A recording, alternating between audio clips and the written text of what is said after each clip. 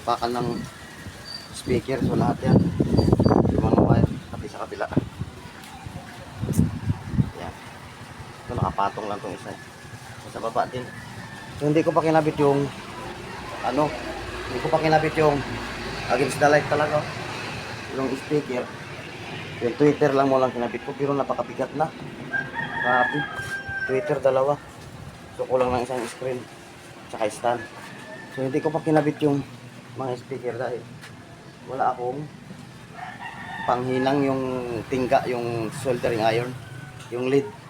So bibili muna tayo. So, wala pa namang hindi pa naman siya kompleto talaga, hindi pa siya pinaka-finish. Pero ayan, nakakulay black na.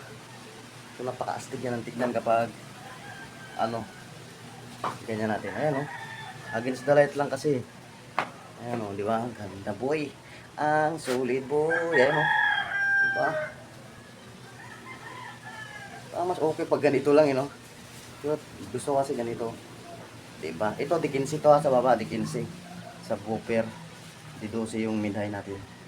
Yo, pero ang wattage lang yan is 360, 300, 200. So maglalaro lang siya ng 200, 300, 500.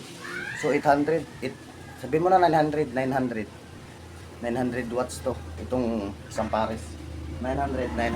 900 watts sa imong kabuwang nga. Siyempre hindi mawawala yung 860 ra oy. kapag kumpleto na talaga. Grabe mo kwenta. Fully finish na. Kabuguan So, imong nagpaka natin siya. Ayan mo lang ang screen. At saka stand. Sound check natin kapag kumpleto na lahat. Alright.